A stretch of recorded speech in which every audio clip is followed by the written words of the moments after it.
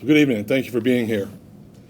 I'm here tonight to tell Jacksonville that I am heartbroken, sickened, and appalled by the recent acts of violence experienced in our community. Since last Friday, there have been 6 murders. On Saturday, a triple homicide took the lives of 2 adults and a 3-year-old toddler. Overnight, a 6-year-old was murdered, while a 12-year-old and an adult were left with gunshot wounds. The 6 and 12-year-old children were asleep in their beds when a single bullet hit them both, killing one and injuring the other. As I've said, any loss of life in our community is tragic and unacceptable. I've said it repeatedly, one murder is one murder too many. But when innocent children are slaughtered as collateral damage to senseless acts of violence, I can't stay quiet. I can't stand to stay quiet. Today, there are Jacksonville families who have suffered unimaginable loss, the loss of a child. The families are preparing to bury innocent children, and that should not happen. Homicide detectives have stood over 6 bodies, that's 6 individual human beings, since this weekend.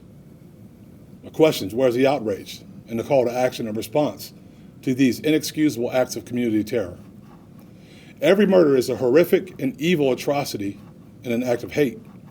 I've spent over 10 years of my career, of my life as a homicide investigator, and I know that each murder destroys a family, and often more than one, and causes damaging ripple effects for generations and generations to come. I've stood over too many bodies to ignore how our community is being harmed, not only by violence, but by its response to that violence. Our homicide detectives are working around the clock to bring these perpetrators of violence to justice. We will not stop until every lead has been exhausted and these murderers are facing accountability. I'm asking the good and decent citizens of Jacksonville to partner with our investigators. If you know anything at all, please contact homicide detectives. If you don't want to connect to police directly, then please call Crime Stoppers to leave an anonymous tip. Police officers can only successfully complete the important work that we do with the assistance of the public that we serve. I know that the people in Jacksonville are also tired of this violence, but I ask you, do not allow that emotional exhaustion to turn into apathy. I'm appalled, but I'm not without hope. I believe that the police and the public partnering together can make a meaningful change in our community. Our detectives will continue to work tirelessly to bring those who terrorized our community with violence to justice. The identities of the victims and perpetrators are immaterial to their commitment and their effort. We don't tolerate violence under any circumstance, and I ask all Jacksonville citizens to stand in solidarity with me and with our agency. I want to speak directly to the murderers who committed these wicked acts of violence. I vow to you that this agency will not rest until you are held accountable for your crimes. You took the lives of innocent children, and we will use all of our investigative talent and technological resources to get you off of our streets and facing the maximum penalties afforded under law. Our community will not protect you, and our community rejects the subculture that glorifies the violence that you promote. Your acts are acts of hate-filled violence, and hate does not define Jacksonville. We will not be silent. We will not be passive. We will not rest until justice is served. At this time, I'll take any questions that I can that you may have, but please understand that these are still active investigations, and there's not much that I can share as far as details are concerned. Sheriff TK. Yes, sir. As of this morning, I believe the number of murders in Jacksonville has risen to 90 if you count this morning. Yep. And prior to coming in here, I looked at 5 of the biggest cities in Florida: Jacksonville, Orlando, Tampa, Miami. And it's without a doubt, Jacksonville leads those. Jacksonville has the most murders this year so far. Those other cities have nowhere near the murders that we have. So my question is, what are they doing that we're not doing here to curb the number of murder cases? It's hard for me to speak about what other cities are doing. I can tell you what we're doing here and how we are going to continue to do it. We've been doing the work, Eric. We do it, man. We make the connections. We're building trust and partnerships with our community. I've done 8 or 9 sheriff's walks in our community. There's a lot of things that we're doing here to stop this from happening. But one thing that bothers me the most is, where's the outrage? Where are the people that understand or know what's going on that are talking about these things? Where are the other leaders in town that have the opportunity to stand here with me today? I didn't call them, but why aren't they speaking up? We heard from them a few weeks ago, but why are we not hearing from them today? This is a problem in our city that we have to face together, and I believe that citizens of Jacksonville want to do that.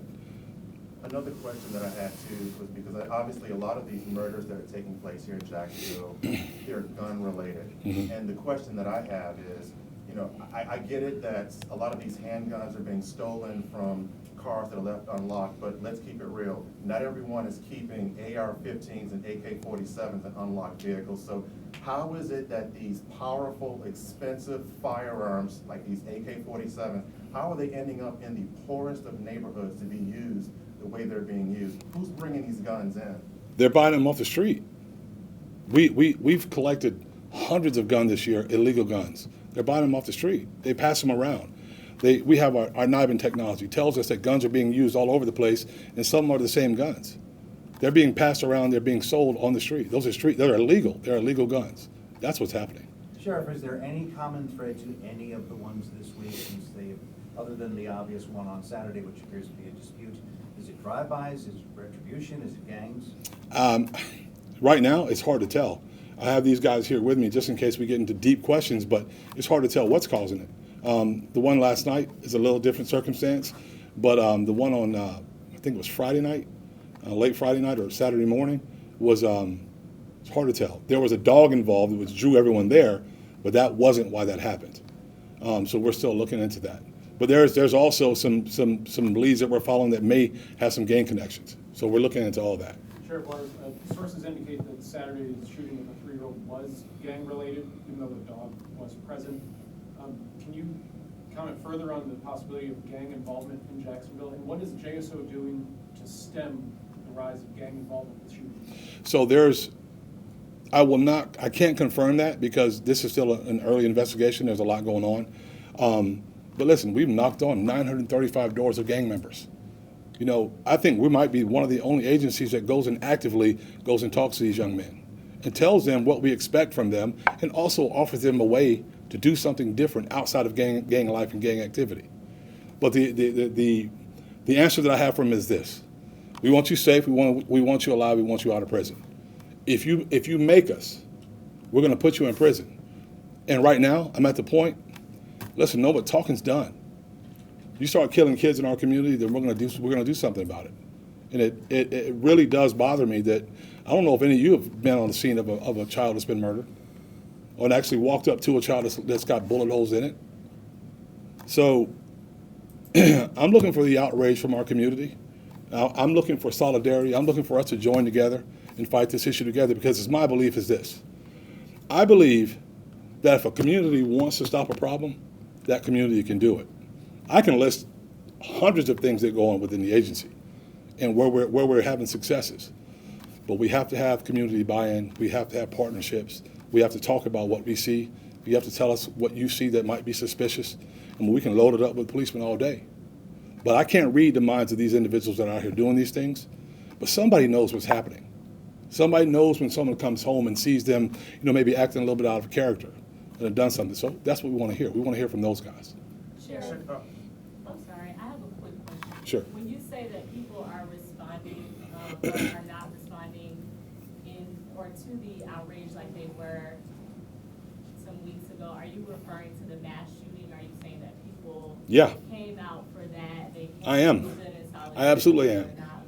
With the 2 kids, 6 and 3 years old. 2 kids. I absolutely. The reasons for it are different, but this is just as maddening to me. These are kids. That should not have happened at Dollar General. It was a horrible event. It's but a lot of times we focus on the reason for an event, but the impact that it takes on these families, these kids, doesn't change. So we talk about the reason for an event. I'm talking about the result of the event. I'm talking about a 3-year-old and a 6-year-old. And it upsets me because it's very important for us to pay attention to those also. I want as much public outcry about that as we had about the other. Sheriff, speaking of those kids, we know that 26 kids under the age of 18 have been shot in Jacksonville this year, and 8 of those kids have died due to gun violence. How do we curb that violence? I know we want outrage, but is there any way we can help protect the kids even more? So when I say outrage, I want people to be angry about it enough that we talk about it, and that we sit down together and we come together with solutions. Like I said, and I've said this a bunch of times, we have to have community and police together, working together. Listen, we're members of this community. All we are is we're employed to do this as a career, but we all have a responsibility to the place that we live. So if we can come together and figure out ways to talk about things, and we're doing everything that we can to build more community trust, build partnerships. We're doing all of it, but I'm not going to stand up here and read it all to you, because that's too self-serving. What I'm talking about now is coming up with solutions and working together to solve a problem. Yes, Sure. Eric. Gun violence here, it has run rampant, but then gun violence has run rampant all around the country. Mm-hmm. And it to the point where it has become politicized, not just here, but in other places. And one of the things that keep popping up, we hear that a lot of it has to do with the lack of economic resources and programs, and that it's tied to systemic racism. Because we hear that argument often, and I wanted to get your take. What are your feelings on that argument? Because it comes up every time Yep. we have these rash of gun violence cases. Quite frankly, Eric, I think those are excuses to excuse bad behavior, to be honest with you. That shooting where the 3-year-old was murdered was in a nice apartment complex that's fairly new. There weren't any economic issues or systemic racial issues that I know of that caused that problem. And quite frankly, we have to take a stance and say we are not going to excuse bad behavior under any circumstances, right? If I do something wrong, then hold me accountable. But we're not going to excuse bad behavior. We won't excuse police officers' bad behavior, and we're not going to excuse, not from my standpoint, bad behavior in the communities where they're killing people, babies. So no. And what are the agency's next steps? I hear you're asking for outrage or an outcry. There's still suspects out there. Yep. So, and I know you can't release too much information, but at the apartment complex from this morning, there is a security agency there that they've been getting tips. They have an established relationship with that community. Yep. They've been working with you all. Yep. And so my question is, how do we move forward knowing that there are people out here willing to commit these crimes that you all still don't have in custody? I know you need the public's help to Yep. speak up also. Absolutely. They're working right now. There are people in those offices working right now, working these cases. And those are our next steps, to continue to get leads. And what we're trying to generate now is leads. We're trying to generate information. I don't want outrage. I want people to be passionate about this community and tell us when things like this, and don't just focus on the things that are, these big global discussions about racism. Well, when it comes down to it, you have dead kids. Those families want to understand that we're going to do the very best for them, and we're going to work this problem and try to fix the issues. So it's not about outrage, but I do care about people want to come to the table and not elevate one over the other. These are lives. So I want people to focus on that, and we're going to continue to work. We're looking for information. We have Crime Stoppers here with us.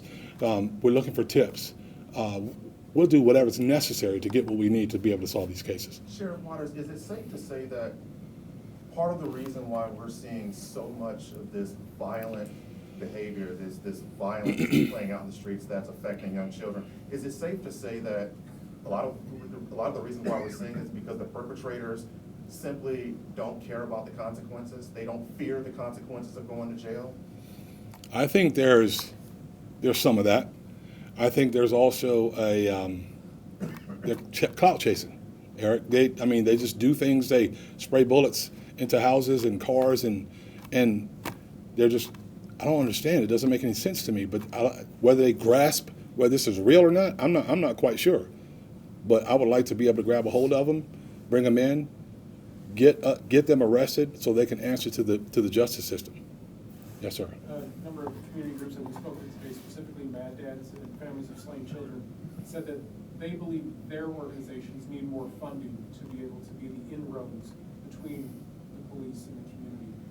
What is JSO specifically prepared to do in order to help organizations like that be the bridge that you need? I can speak up for them.